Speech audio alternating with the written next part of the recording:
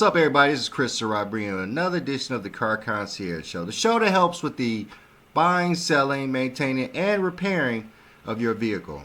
On today's show, we're going to talk about Liberation Day, as it were, where Trump decided on, I think it was on Wednesday, April 2nd, that he announced all of the tariffs that he were putting on other countries.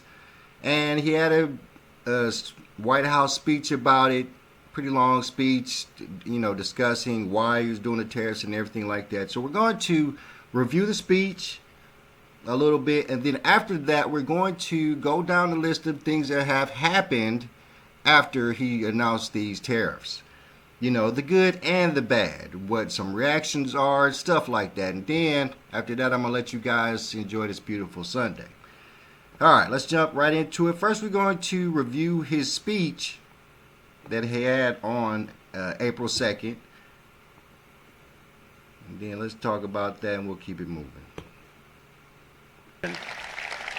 But we will charge them approximately half of what they are and have been charging us. So the tariffs will be not a full reciprocal. I could have done that, yes, but it would have been tough for a lot of countries who didn't want to do that. I'd like to see the chart if you have it. Could you bring it up, Howard? This is our great Secretary of Commerce, Howard Lutnick. Thanks, Howard. So if you look at that, China, first row, China, 67%. That's tariffs charged to the USA, including currency manipulation and trade barriers. So 67%, I think you can, for the most part, see it. Those with good eyes, with bad eyes. We didn't want to bring, it's very windy out here, we didn't want to bring out the big charts because it had no chance of standing. Fortunately, we came armed with a little smaller chart. So 67%, so we're going to be charging a discounted reciprocal tariff of 34%. I think, in other words, they charge us, we charge them less, so how can anybody be upset? Yeah. They will be, because we never charge anybody anything, but now we're going to charge. European Union, they're very tough, very, very tough traders. You think of European Union, very friendly. They rip us off. It's so sad to see. It's so pathetic. 39%, we're going to charge them 20%, so we're charging them essentially half. Vietnam, great negotiators, great people. They like me, I like them. The problem is they charge us 90%. We're going to charge them 46% tariff. Taiwan, where they took all of our computer chips and semiconductors. We used to be the king, right? We were everything. We had all of it. Now we have almost none of it, except the biggest company is coming in. We're going to end up with almost 40%. Lee Zeldin's working to get their approvals.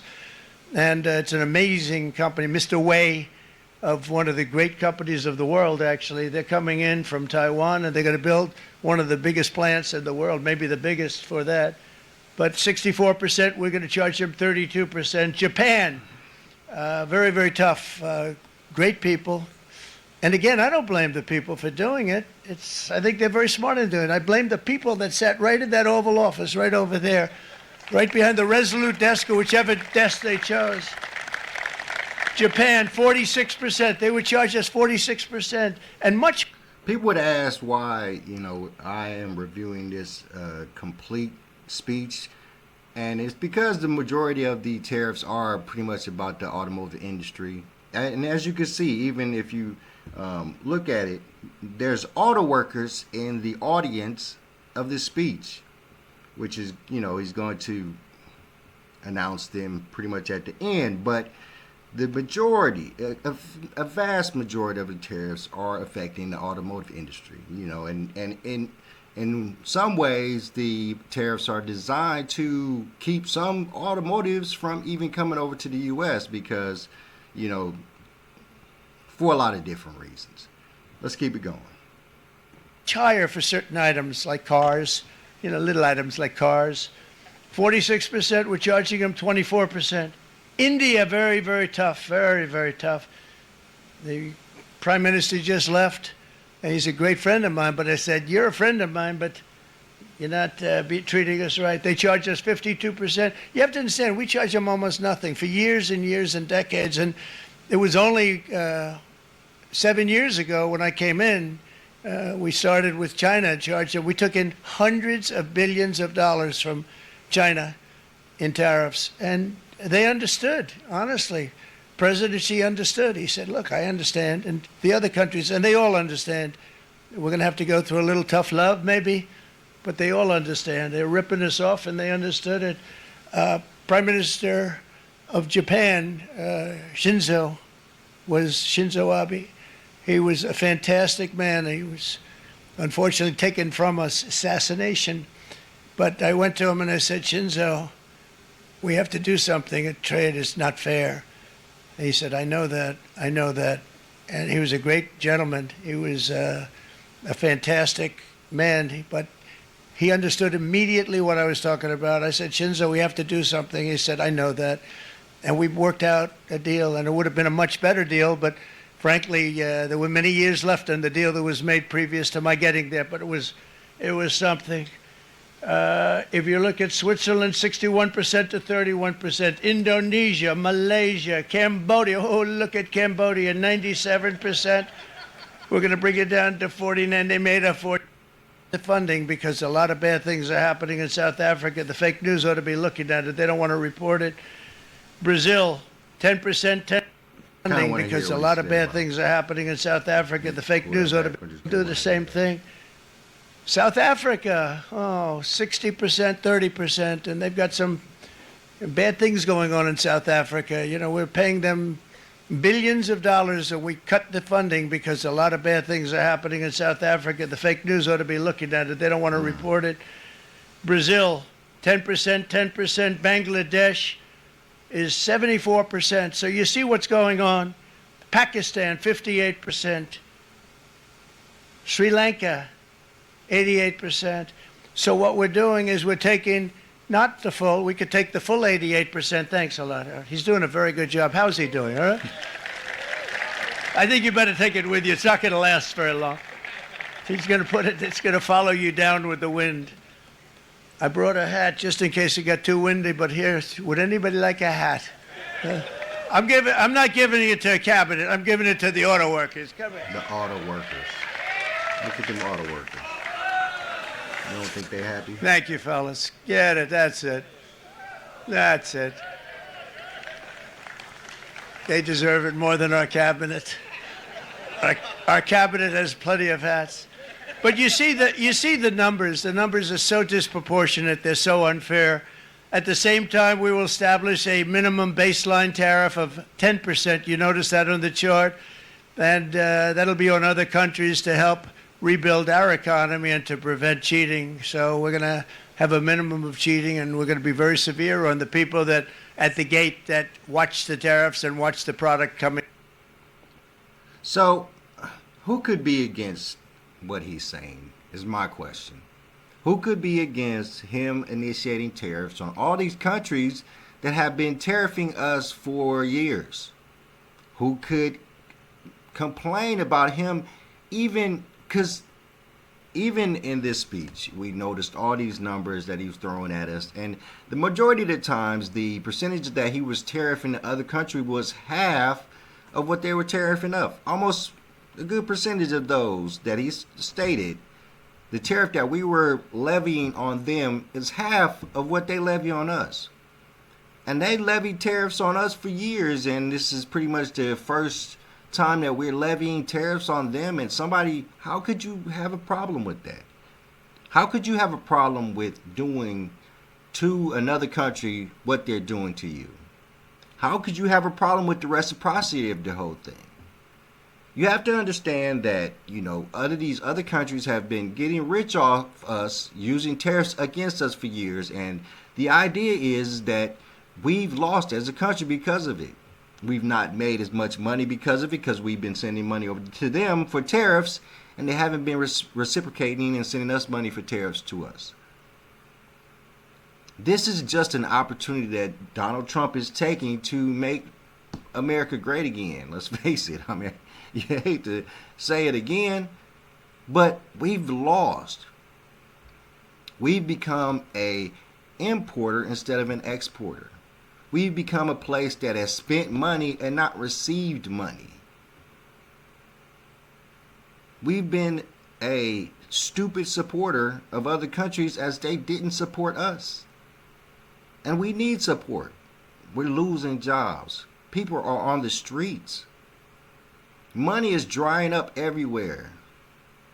States are, budgets are crazy. A lot of, states are hurting for money. And it still surprises us that we have those people that say this is not right and could say that something about this is wrong when he can show you that he's just reciprocating what they've been doing to us for years. It's crazy that we have these people that would not want the U.S. to thrive, to get the money to help the people in the U.S., to get the money or the opportunities in the U.S. to help the American people. We need jobs. We need opportunities. And that's what and I always say this. The tariffs in itself is a extreme negotiating tactic. Used it to negotiating securing up the borders. Using it to negotiate companies building plants here. It's a great negotiating tool. So I just don't understand, and I don't see how anybody could have a problem with these tariffs. Not anybody in the U.S. Because and that's another thing. We're going to go down a list of several things that have happened because of the tariffs, and good and bad. But the effect of the tariffs should, in all means, give opportunity to America. And the only standard problem that we hear that people complain about the tariffs is that the prices of things are going to go up. So let's jump into the first story. That thing that happened when the tariffs kicked in was one of my favorite companies, Ford Motor Company, decided that it was going to offer employee pricing to everybody. Positive? I'd say so. Let's check it out.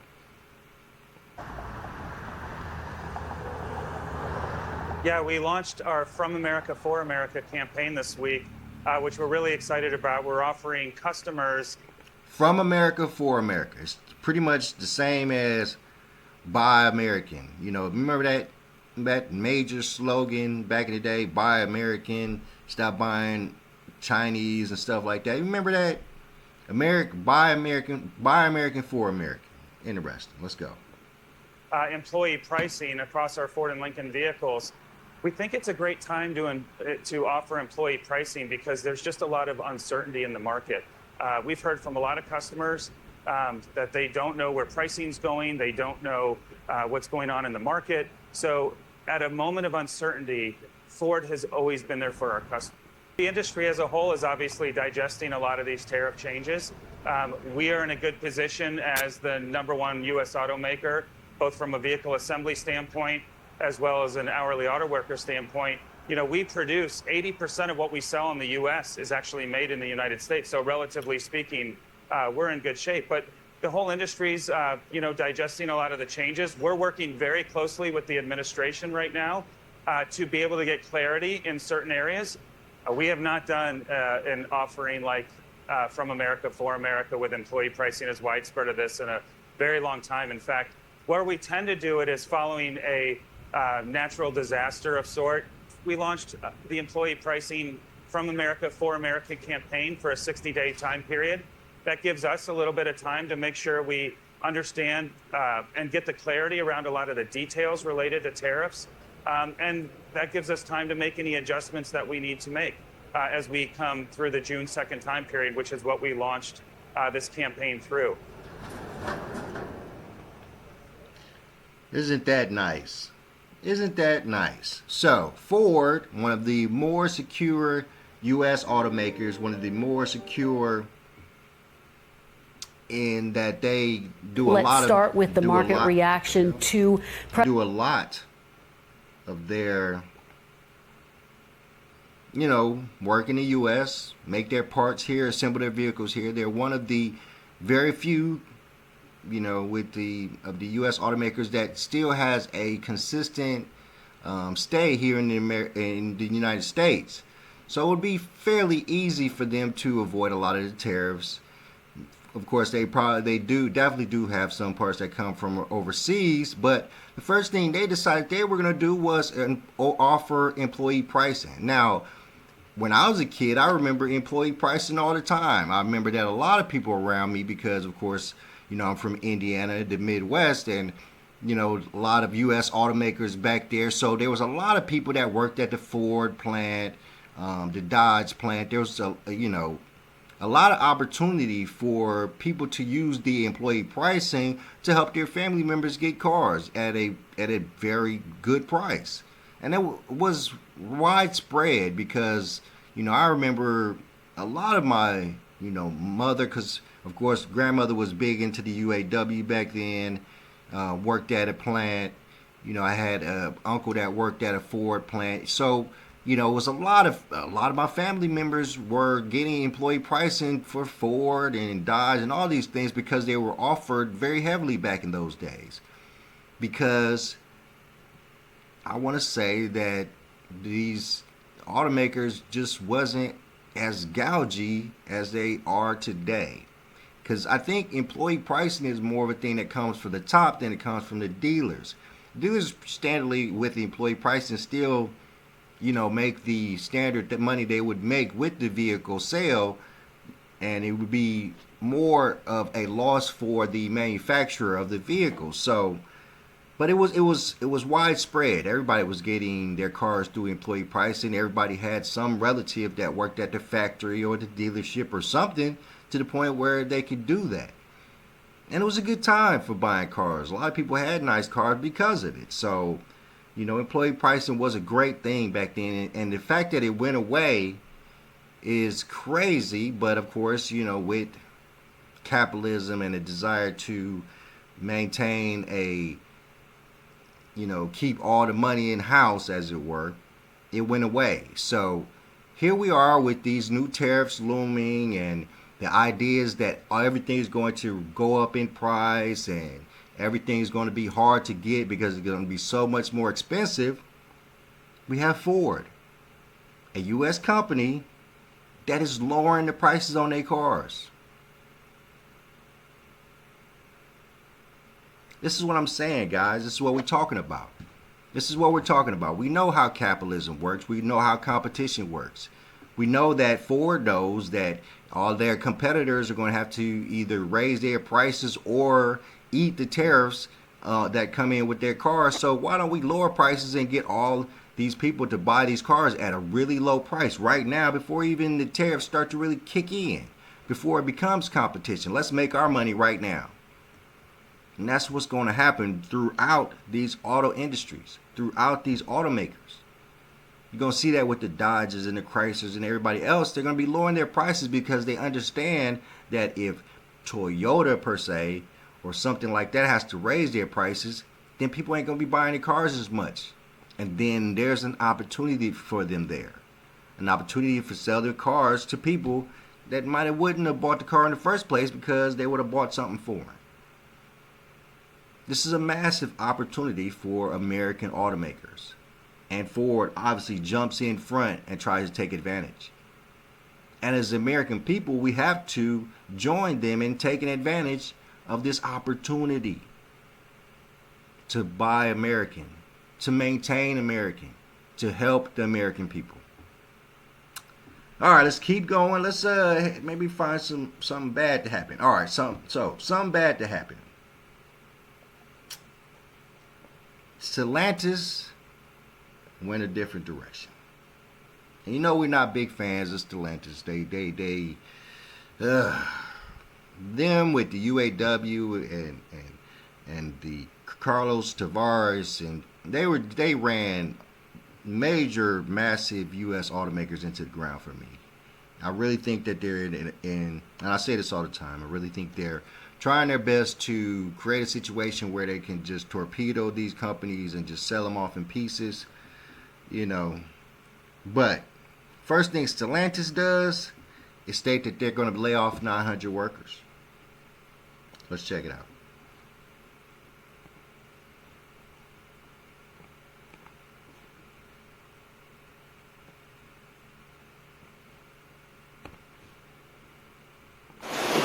There is ongoing concern in the auto industry, with 25% tariffs set to come into effect Thursday at midnight. Carl Ambrosiak wanted to shop before that deadline. I want to get a new car before the price goes up. While there will be some exemptions for Canadian cars made with U.S. parts, the Canadian Vehicle Manufacturers Association says prices could climb substantially. Costs will go up for manufacturers, which mean vehicle prices go up.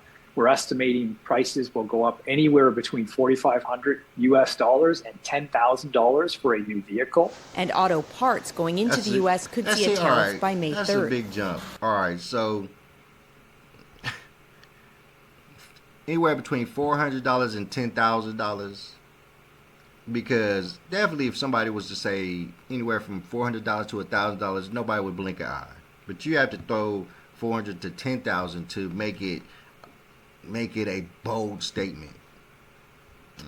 This factory makes panels and other products with aluminum and steel, which were hit with 25% tariffs last month. There were fears reciprocal tariffs could have pushed that even higher.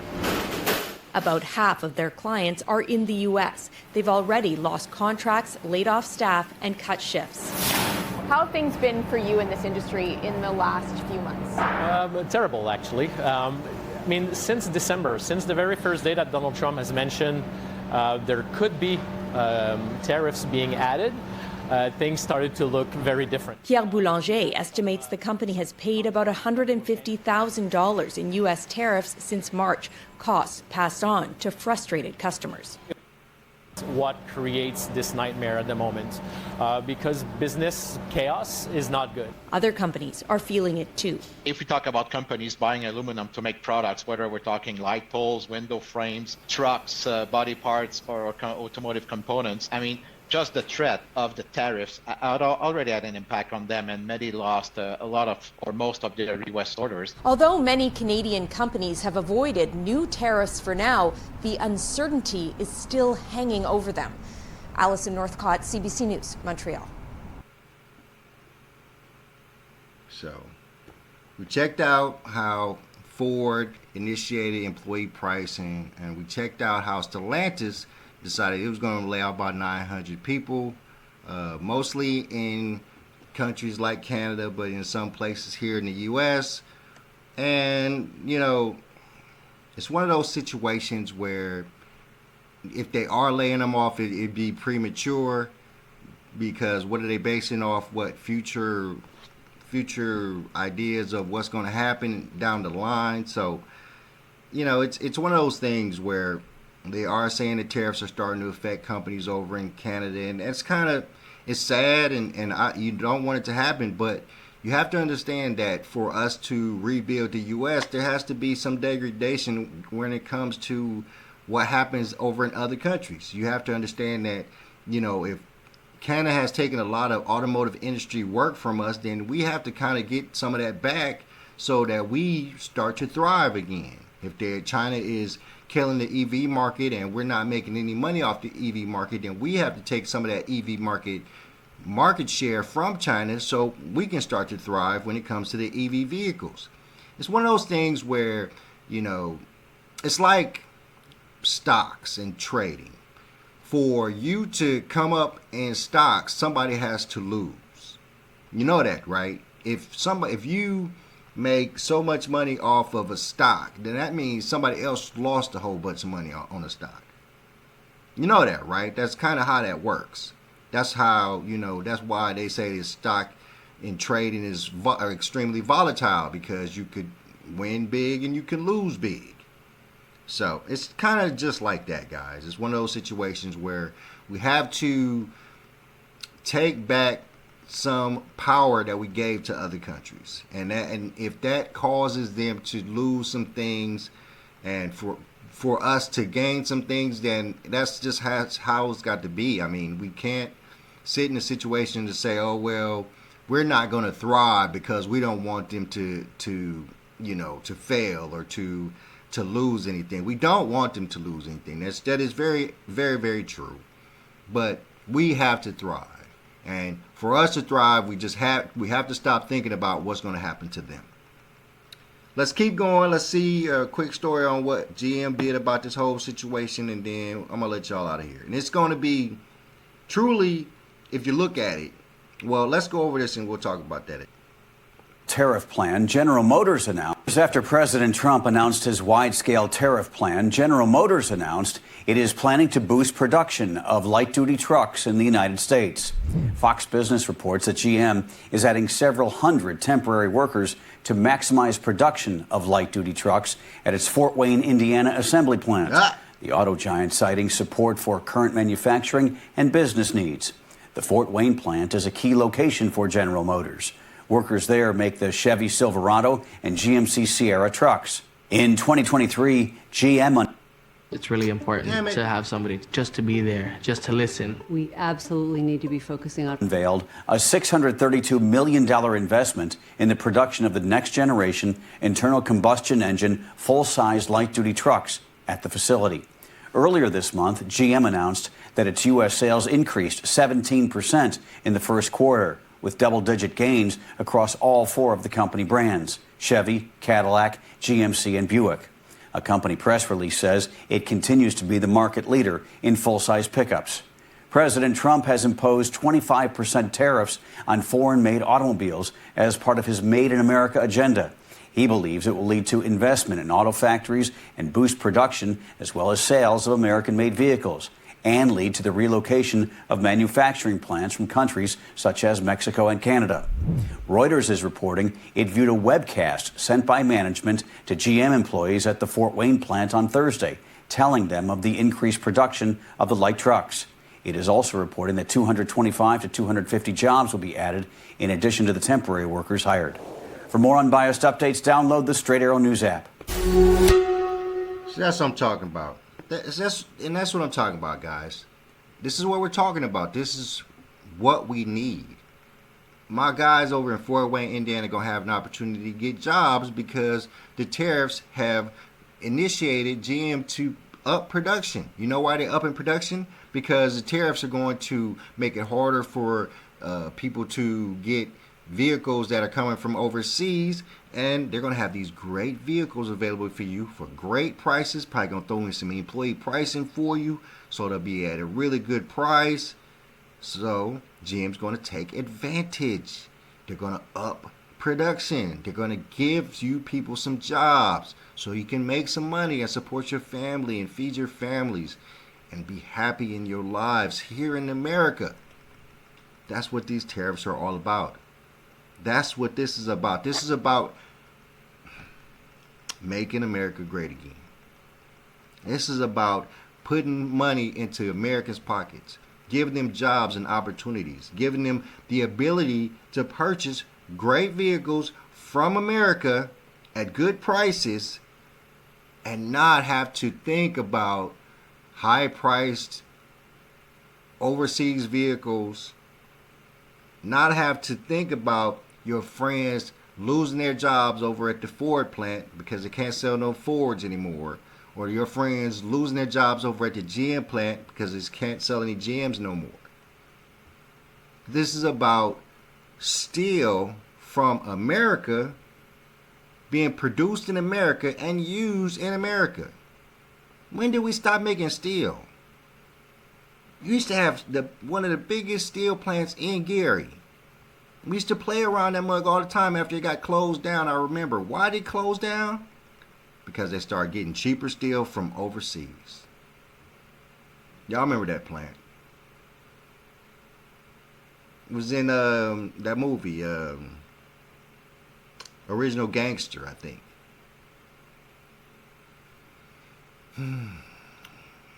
We used to be so productive of a place.